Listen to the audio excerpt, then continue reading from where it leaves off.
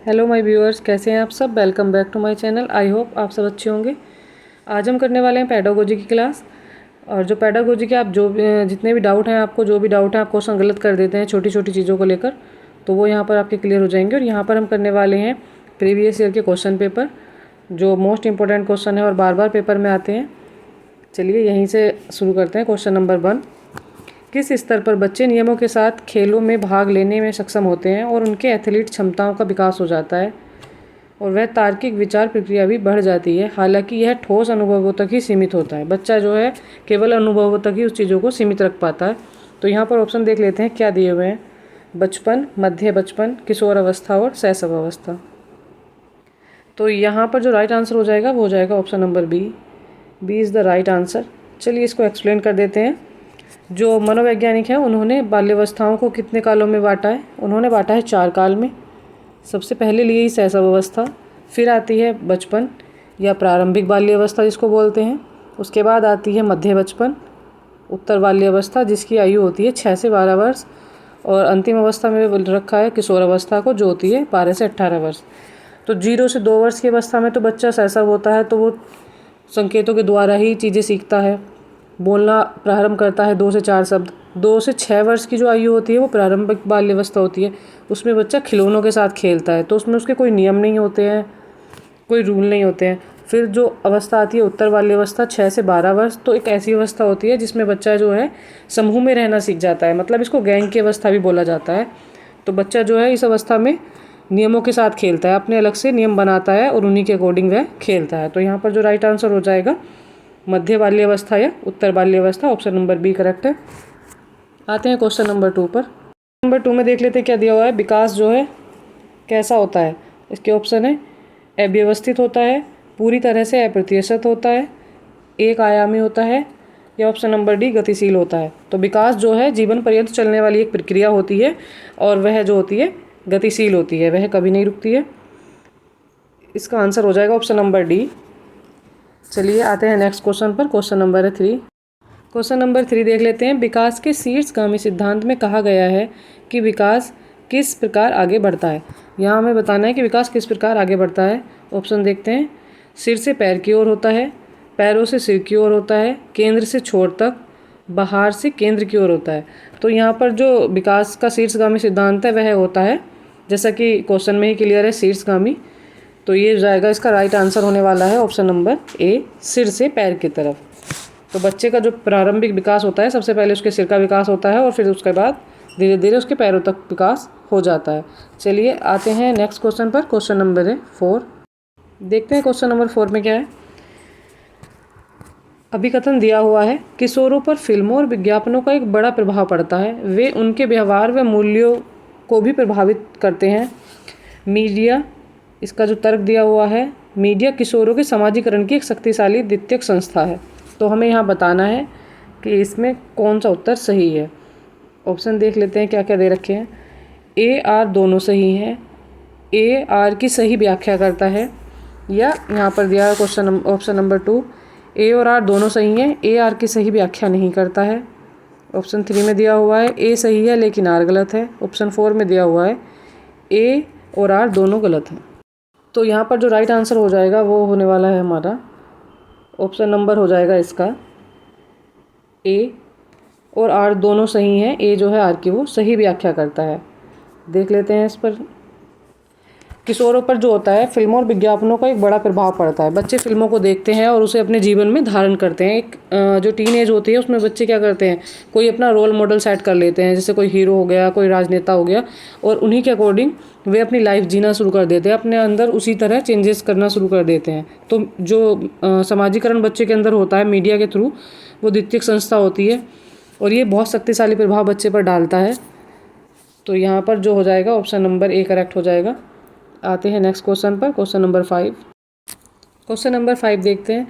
रमेश को अपने मित्र का पेन बहुत आकर्षित लगता है, वह उसे चुराने का विचार करता है, परंतु वह उसे चुराता नहीं है, क्योंकि यदि उसके अभिभावकों को पता लगेगा तो वे उसे बुरा बालक कहेंगे। कोहल वर्ग के अनुसार रमेश नैतिक विकास के किस चरण में है। ऑप्शन देख लेते हैं। यांत्रिक सापेक्षता अभिविन्यास, सजा व आज्ञाकारिकता अभिविन्यास, ऑप्शन नंबर सी सामाजिक अनुबंधन अभिविन्यास, ऑप्शन डी अच्छा लड़का, अच्छी लड़की, अभिविन्यास। तो जो कौल वर्ग है उन्होंने नैतिक विकास के 6 चरण दिए हैं और उन्हीं में से 6 चरणों में से है। अगर बच्चा पेन चुराएगा तो उसको लगता है कि उसके अभिभावक जो हैं, माता पिता जो हैं, उसको बुरा बालक कहेंगे। तो यहाँ पर नैतिक विकास का तीसरा चरण दिया जा रहा है कि अच्छा लड़का और अच्छी लड़की। तो यहाँ पर ऑप्शन नंबर डी हो जाएगा करेक्ट। और इसमें होता है जो नैतिक विकास का चरण होता है तीसरा, वह होता है अच्छे आपसी व्यवहार पर नैतिक चिंतन। तो यहाँ पर जो हो जाएगा ऑप्शन नंबर डी करेक्ट हो जाएगा। आते हैं नेक्स्ट क्वेश्चन पर। क्वेश्चन नंबर है 6। क्वेश्चन नंबर 6 में देख लेते हैं। अभिकथन दिया हुआ है, जीन पियाजे के संज्ञानात्मक विकास के सिद्धांत की एक प्रमुख आलोचना उनका यह विश्वास है कि सभी बच्चे 4 चरणों में के क्रम में एक ही तरीके से प्रगति करते हैं। जीन पियाजे जो है वो मानते हैं कि जो बच्चे होते हैं, सभी तरह के बच्चे, कोई चाहे पिछड़ा हुआ है या किसी की शारीरिक क्षमता कम है, तो वो मानते हैं कि सभी बच्चों का जो विकास है वो सभी का एक ही चरण में और एक ही तरह से प्रगति करता है। और इसका जो आर दिया हुआ है तर्क, वो दिया हुआ है सामाजिक सांस्कृतिक कारक संज्ञानात्मक विकास में महत्वपूर्ण भूमिका निभाते हैं। तो जी हाँ, यहाँ पर जो ऑप्शन क्वेश्चन नंबर 6 है उसमें ऑप्शन देख लेते हैं। ऑप्शन नंबर 1 है आर और ए दोनों सही हैं। आर ए की सही व्याख्या करता है। क्वेश्चन इसका जो 2 है, ऑप्शन 2 देखते हैं। ए आर दोनों सही हैं लेकिन आर ए की व्याख्या नहीं करता है। ए सही है, आर गलत है। और जो 4 दिया हुआ है उसमें ए और आर दोनों गलत हैं। तो जी हाँ, जो जीन पियाजे हैं उन्होंने कहा है कि बच्चा सारे बच्चे, जितने भी बच्चे होते हैं, सभी एक ही प्रकार से गति करते हैं, उनकी प्रगति एक ही प्रकार से होती है। और सामाजिक सांस्कृतिक कारक जो हैं संज्ञानात्मक विकास में महत्वपूर्ण भूमिका निभाते हैं। तो यहाँ पर जो अभिकथन दिया हुआ है और जो तर्क दिया हुआ है वो एक दूसरे की सही व्याख्या करते हैं, तो दोनों सही हैं। तो यहाँ पर जो राइट आंसर हो जाएगा वो हो जाएगा ऑप्शन नंबर 1। ए और आर दोनों सही हैं और ए आर की सही व्याख्या करता है। चलिए आते हैं नेक्स्ट क्वेश्चन पर। क्वेश्चन नंबर है 7। क्वेश्चन नंबर 7 में देख लेते हैं, किस चरण में बच्चों की तर्कशीलता समस्या को एक ही पहलू से प्रत्यक्ष दिखाई देने वाली अनुभूति पर सीमित रहती है। ऑप्शन देख लेते हैं। यहाँ पर ऑप्शन जो दिए हुए हैं, औपचारिक पारंपरिक, पूर्व संक्रियात्मक, मूर्त संक्रियात्मक या अमूर्त संक्रियात्मक। तो यहाँ पर जो राइट आंसर हो जाएगा, जी हाँ, वो हो जाएगा ऑप्शन नंबर बी, पूर्व संक्रियात्मक। जब बच्चा पूर्व संक्रियात्मक अवस्था में होता है तो क्या होता है कि उसकी तर्कशीलता जो होती है वो केवल एक समस्या को जो है एक ही तरफ से उसका एक ही पहलू देख पाता है, वो उसको दूसरी तरफ से नहीं देख पाता है। बच्चे को जो बताया जाता है केवल वह उसको प्रत्यक्ष रूप मान लेता है और समस्या का दूसरा रूप नहीं देख पाता है। जैसे बच्चे को कहेंगे कि आप अगर चोरी करना गलत बात होती है, तो बच्चों को समझ में आ जाएगा कि चोरी करना गलत बात होती है, पर क्यों होती है, कैसे होती है, तो बच्चों को उसका दूसरा पहलू समझ में नहीं आता है। उसके जो और कारण है वो क्या है, बच्चे के वो क्लियर नहीं होते हैं। तो यह अवस्था होती है पूर्व संक्रियात्मक अवस्था। तो चलिए आते हैं क्वेश्चन नंबर 8 पर। क्वेश्चन नंबर 8 में देखते हैं क्या है। निम्न में से कौन लेव वाइगोत्स्की के सिद्धांत से उत्पन्न होने वाला एक कक्षा निहितार्थ है। तो कक्षा निहितार्थ है मतलब कक्षा में जो समझाए गए अर्थ हैं वो कौन सा होना चाहिए लेव वाइगोत्स्की के अनुसार। ऑप्शन देखते हैं। शिक्षकों को चाहिए कि वे बच्चों के समर्थन के लिए दिए जाने वाली मदद के स्तर और मात्रा में बदलाव करें। शिक्षकों को उद्दीपन और प्रतिक्रिया के अनुकूल को सक्षम करना चाहिए। सी में देखते हैं, शिक्षकों को सकारात्मक और नकारात्मक दोनों तरह के सुदृढ़ीकरण को बढ़ावा देना चाहिए। ऑप्शन डी, शिक्षकों को स्मृति रणनीतियों को बढ़ाने के तरीके तैयार करने चाहिए। तो यहाँ पर जो राइट आंसर हो जाएगा वो हो जाएगा option number A is the right answer. शिक्षकों को चाहिए कि वे बच्चों को समर्थन दिए जाने की वाली मदद के स्तर और मात्रा में बदलाव करें। लेव वाइगोत्स्की जी ने कहा था कि बच्चों को जो समर्थन दिया जाए तो उसकी मदद का स्तर और मात्रा में बदलाव करते रहना चाहिए। ये हो जाएगा राइट आंसर। देख लेते हैं क्वेश्चन नंबर 9 क्या बोल रहा है। 9 में देख लेते हैं। क्वेश्चन नंबर 9 में देखते हैं, शिक्षकों को बच्चों के मूल्यांकन के लिए मानकीकृत पाठ्यक्रम और प्रक्रियाओं का पालन करना चाहिए। और इसका जो तर्क दिया हुआ है वो है, समावेशी शिक्षा का उद्देश्य मतभेदों को खारिज कर सभी को समान बनाने की दिशा में काम करना है। तो यहाँ पर जो ऑप्शन हो जाएंगे वो देख लेते हैं। ए और आर दोनों सही हैं, ए आर की सही व्याख्या करता है। ऑप्शन बी में देख लेते हैं, ए आर दोनों सही हैं और ए आर की व्याख्या नहीं करता है। ए सही है, आर गलत है। ऑप्शन डी में देखते हैं, ए और आर दोनों गलत हैं। तो यहाँ पर जो राइट आंसर हो जाएगा वो हो जाएगा हमारा option number A is the right answer. A और आर दोनों सही हैं और ए जो है आर की वो सही व्याख्या करता है। मतलब बच्चों के मूल्यांकन को मानकीकृत करने के लिए पाठ्यक्रम और प्रक्रियाओं का पालन करना चाहिए और जो है सभी मतभेदों को खारिज करके समावेशी शिक्षा के लिए सभी को समान अवसर प्रदान करने चाहिए। तो यहाँ पर हो जाएगा ऑप्शन नंबर ए 1 राइट हो जाएगा। आते हैं नेक्स्ट क्वेश्चन पर। क्वेश्चन नंबर है 10। क्वेश्चन नंबर 10 में दिया हुआ है शिक्षकों को जेंडर तटस्थ भाषा का प्रयोग करना चाहिए और चर्चा करनी चाहिए कि जेंडर एक सामाजिक संरचना है जिससे को बढ़ावा मिले। यहाँ पर फिलिंग द ब्लैंक दिया हुआ है, यहाँ बताना है हमें। तो यहाँ पर जो एक शिक्षक होता है तो उसको जेंडर के बारे में जो है तटस्थ भाषा का ही प्रयोग करना चाहिए। मतलब उसको कभी ये नहीं कहना चाहिए कि ये लड़कों के लिए है, कक्षा में ये लड़कियाँ करेंगी या ये लड़के करेंगे। उन्हें दोनों को समान अवसर प्रदान करने चाहिए। तो और ये बताना चाहिए कि जेंडर जो है एक सामाजिक संरचना है, मतलब समाज ने इसका निर्धारण किया है जेंडर का, और इससे कक्षा पर कोई भी प्रभाव नहीं पड़ना चाहिए। जिससे किस चीज़ को बढ़ावा मिलेगा, तो यहाँ पर ऑप्शन देख लेते हैं। जेंडर रूढ़िवादिता को, जेंडर भेदभाव को, जेंडर अनुरूपता को या जेंडर समता को। तो यहाँ पर जो राइट आंसर होने वाला है वो हो जाएगा option number D. D is the right answer. Gender समता को मतलब ऐसी भाषा का प्रयोग करें जिससे बच्चों में भेदभाव उत्पन्न ना हो, तो जिससे जेंडर समता को बढ़ावा मिलेगा। मतलब बच्चों में समानता या समरूपता आएगी, बच्चे एक दूसरे को एक समान समझेंगे। चलिए आते हैं क्वेश्चन नंबर 11 पर। 11 में दिया हुआ है निम्नलिखित में से कौन सा स्थूल गत्यात्मक कौशल का उदाहरण है। यहाँ पर दिए हैं ऑप्शन क्या है। चित्र बनाने के लिए पेन पकड़ना, कागज़ को आड़ा टेढ़ा जिगजैग तरीके से काटना, धागे में माला पिरोना। ऑप्शन डी खंबे की तरफ फुटबॉल को लात से धकेलना। तो स्थूल पूछ रहे हैं यहाँ पर। तो स्थूल में क्या होता है, जो बड़ा कौशल होता है जिसमें पूरा शरीर वर्क करता है और चीज़ों को एक जगह से दूसरी जगह पर विस्थापित कर देता है। अगर हम पेन से पकड़ कर लिख रहे हैं तो कॉपी पे लिख रहे हैं तो ये हमारा क्या आ जाएगा, सूक्ष्म कौशल आ जाएगा। आड़ी टेढ़ी लाइन काट रहे हैं तो कागज़ काट रहे हैं तो वो भी हमारा सूक्ष्म कौशल आ जाएगा। धागे में माला को पिरोना, इसमें भी हमारा सूक्ष्म गतिक कौशल लग रहा है। पर जैसे ही बच्चा फुटबॉल को लात मार के खंबे तक विस्थापित करता है तो इसमें उसको क्या करना पड़ रहा है, बहुत ज़्यादा अपनी ऊर्जा खर्च करनी पड़ रही है। तो यहाँ पर कौन सा कौशल हो जाएगा, यहाँ हो जाएगा स्थूल गत्यात्मक कौशल। तो यहाँ पर जो ऑप्शन नंबर हो जाएगा डी करेक्ट हो जाएगा। D is the right answer. आते हैं नेक्स्ट क्वेश्चन पर। क्वेश्चन नंबर है 12। क्वेश्चन नंबर 12 में दिया हुआ है अभिकथन बच्चों का समाजीकरण सर्वप्रथम परिवार में उसके माता पिता के द्वारा होता है। और यहाँ पर इसका जो कारण दिया हुआ है, परिवार बच्चों के समाजीकरण का प्राथमिक कारक है। तो यहाँ पर जो देख लेते हैं ऑप्शन क्या है। ए आर दोनों सही हैं, आर ए की सही व्याख्या करता है। ए आर दोनों सही हैं लेकिन आर ए की व्याख्या नहीं करता है। और आगे देख लेते हैं इसमें, ए सही है लेकिन आर गलत है। ए और आर दोनों गलत हैं। तो राइट आंसर क्या हो जाएगा, यहाँ पर देख लेते हैं। और हमारा राइट आंसर है ऑप्शन नंबर 1। ए और आर दोनों सही हैं, आर ए की सही व्याख्या करता है।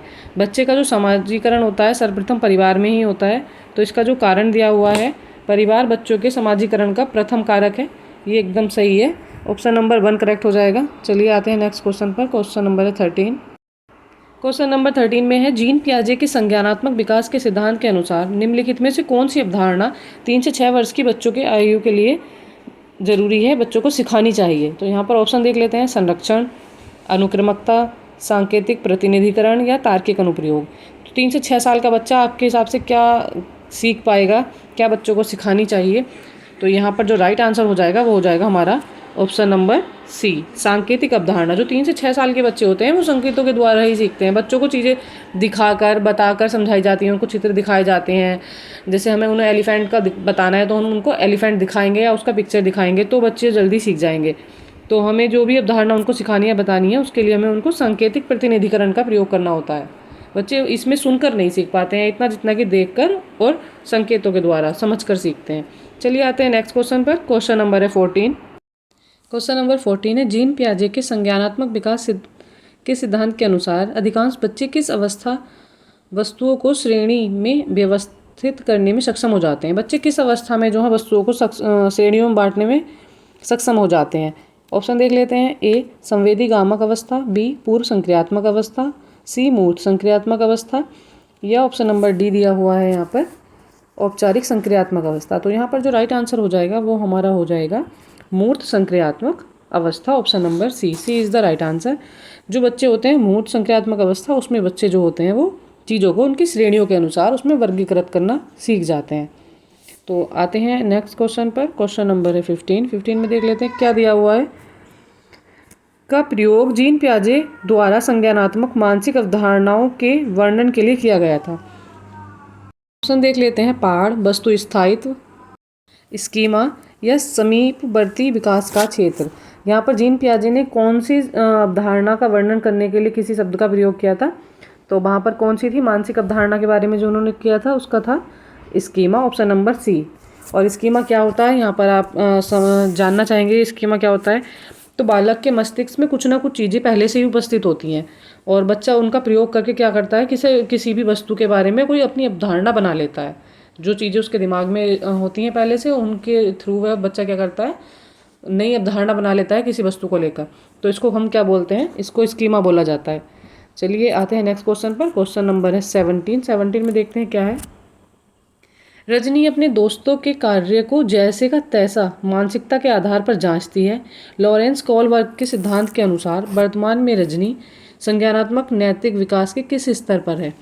तो हमें यहाँ पर बताना है कि नैतिक विकास के किस स्तर पर है, जैसे कि तैसा जांच रही है। और यहाँ पर दिए हैं ऑप्शन। परंपरागत, पूर्व परंपरागत, उत्तर परंपरागत, ऑप्शन नंबर डी है औपचारिक परंपरागत। तो यहाँ पर जो राइट आंसर हो जाएगा वो हो जाएगा option number B. B is the right answer. पूर्व परंपरागत मतलब जैसे को तैसा जांच रही है, तो वो होता है पूर्व परंपरागत स्तर। चलिए आते हैं नेक्स्ट क्वेश्चन पर। क्वेश्चन नंबर है 17 में दिया हुआ है। जब विद्यार्थी किसी प्रश्न को हल करने के दौरान किसी समस्या का सामना करते हैं तो अध्यापक विद्यार्थियों को किस तरह का पाठ प्रदान कर सकते हैं। अगर कोई बच्चा कोई प्रश्न हल करना चाह रहे हैं और उसमें उनको समस्या आ रही है, तो जो अध्यापक है वो उनकी किस तरह से हेल्प कर सकता है, कौन सा पाठ उन्हें प्रदान कर सकता है।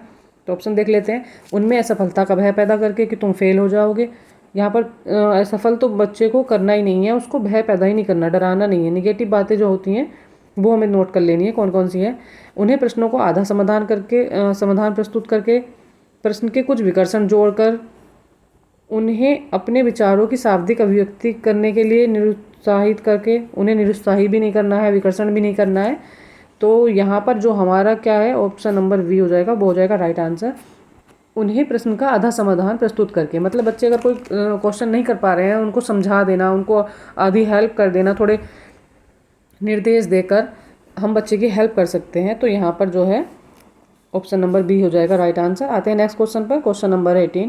क्वेश्चन नंबर 18 में है सिद्धांतवादी और उनके द्वारा प्रतिपादित विचार का सही युग्म चुनिए। ऑप्शन नंबर ए में देखते हैं। लेव वाइगोत्स्की का सांस्कृतिक उपकरण है। ऑप्शन बी है हार्वर्ड गार्डनर ने जी घटक दिया था। और सी में जीन पियाजे ने पाठ दिया था, या लॉरेंस कोलबर्ग ने संवेगात्मक परिपक्वता दी थी। जी नहीं, लॉरेंस कोलबर्ग ने संवेगात्मक परिपक्वता नहीं दी थी, ये भी रॉन्ग हो जाएगा। जीन पियाजे ने पाठ नहीं स्कीमा दिया था, ये गलत हो जाएगा। और हार्वर्ड गार्डनर ने जी बुद्धि घटक दिया था, ये भी गलत हो जाएगा, ये स्किनर ने दिया था। यहाँ पर जो राइट आंसर हो जाएगा वो हो जाएगा ऑप्शन नंबर ए। लेव वाइगोत्स्की ने सांस्कृतिक उपकरण दिया था। वाइगोत्स्की जी ने समाज के बारे में ही बातें की हैं, तो यहाँ पर राइट आंसर हो जाएगा ए। चलिए आते हैं नेक्स्ट क्वेश्चन पर। क्वेश्चन नंबर है 19। क्वेश्चन नंबर 19 में देख लेते हैं क्या है। एक प्रगतिशील कक्षा किसे सुन्नत करती है। ऑप्शन ए देख लेते हैं। ज्ञान सृजन की चाह। बी विद्यार्थियों में परस्पर विमुखता का भाव, सामाजिक संदर्भों से अलगाव, विषय वस्तु को कंठस्थ करना। अगर एक प्रगतिशील कक्षा है तो वहाँ पर निगेटिव पॉइंट पहले देख लेते हैं। वहाँ पर विषय वस्तु को कंठस्थीकरण तो होगा नहीं, सामाजिक संदर्भों से अलगाव भी नहीं होगा। प्रगतिशील कक्षा में तो उल्टा बताया जाता है कि बच्चे को व्यवहारिक ज्ञान से जोड़कर ही सिखाना चाहिए, तो ऑप्शन सी तो इसलिए गलत हो जाएगा। बी विद्यार्थियों में पारस्परिक विमुखता, उनमें विमुखता नहीं होनी चाहिए, आमुखता होनी चाहिए, तो बी भी गलत हो जाएगा। प्रगतिशील कक्षा ज्ञान सृजन की चाह होती है, वहाँ पर ज्ञान का सृजन किया जाता है, तो यहाँ पर ऑप्शन नंबर ए करेक्ट हो जाएगा, इज़ द राइट आंसर। आते हैं क्वेश्चन नंबर 20 पर। 20 में देख लेते हैं क्या दिया हुआ है। मधुलिका नृत्य और योग कला में निपुण है। हार्वर्ड गार्डनर के अनुसार उसके पास किस प्रकार की बुद्धि उच्च स्तरीय है। ऑप्शन देख लेते हैं। अंतःवैयक्तिक, शारीरिक, गति संवेदी या संगीतात्मक बुद्धि।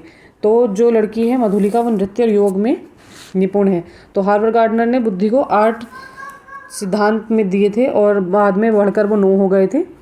8 कारक सिद्धांत दिए थे और बाद में बढ़कर 9 हो गए थे। तो यहाँ पर जो हमारे उस हिसाब से आंसर हो जाएगा वो हो जाएगा शारीरिक, गति संवेदी अवस्था।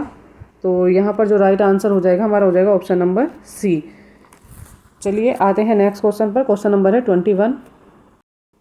एक प्रश्न उत्तर सत्र के दौरान एक अध्यापक केवल लड़कों को ही अपने भ्रम में प्रश्न पूछने के अवसर दे रहे हैं और यह प्रत्यक्ष रूप से किसकी प्रस्तुति कर रहा है। एक अध्यापक जो है केवल लड़कों को ही बार बार खड़ा कर रहा है, अगर उन्हें कोई डाउट है तो उसका वो को प्रश्न का हल जो है वो अध्यापक से ले सकते हैं। और अध्यापक जो है बार बार लड़कों के साथ ही अपना वार्तालाप कर रहा है, लड़कियों को इस चीज़ में शामिल नहीं कर रहा है। तो यहाँ पर किस चीज़ का प्रत्यक्ष रूप से प्रस्तुतिकरण हो रहा है। यहाँ पर ऑप्शन देख लेते हैं, जेंडर सशक्तिकरण, जेंडर समानता, जेंडर पक्षपात, या ऑप्शन नंबर डी जेंडर समतुल्यता। तो यहाँ पर जैसा ही क्वेश्चन में क्लियर हुआ है केवल लड़कों से पूछा जा रहा है, लड़कियों से कोई बात ही नहीं हो रही है। तो यहाँ पर जो राइट आंसर हो जाएगा वो हो जाएगा ऑप्शन नंबर सी जेंडर पक्षपात। जो अध्यापक है वह क्या कर रहा है, जेंडर पक्षपात कर रहा है, वह लड़कों पर ज़्यादा ध्यान दे रहा है और लड़कियों पर नहीं दे रहा है। चलिए आते हैं नेक्स्ट क्वेश्चन पर। क्वेश्चन नंबर है 20। चलिए इसी के साथ सारे क्वेश्चन कंप्लीट हो गए हैं और ये हमारा आज का लास्ट क्वेश्चन था। हमारी क्लास यहीं पर कंप्लीट होती है। तो कैसी लगी आपको मेरी क्लास, और मेरे साथ पेडागोजी की तैयारी के लिए आप बने रहिएगा। मैं लाने वाली हूँ और भी अच्छे अच्छे प्रैक्टिस सेट, और मैं यहाँ पर प्रीवियस ईयर के क्वेश्चन पेपर और प्रैक्टिस सेट दोनों ही करवा रही हूँ। तो मेरे साथ तैयारी के लिए बने रहिएगा। मैं सीटेट की कंप्लीट प्रिपरेशन कराने वाली हूँ यहाँ पर, और मैं यहाँ पर हिंदी और इंग्लिश लैंग्वेज के क्वेश्चन भी कराऊंगी, और मैं मैथ्स की पेडागोजी भी यहाँ पर कंप्लीट कराने वाली हूँ, पेपर 1 और 2 दोनों के लिए। तो और अधिक वीडियो के लिए मेरे साथ बने रहिएगा। मेरे चैनल को सब्सक्राइब कीजिएगा, लाइक कीजिएगा और हेल्प कीजिएगा, मोटिवेट करेंगे तो मैं आपके लिए और अच्छी अच्छी क्लासेस लेकर आऊँगी। Thank you.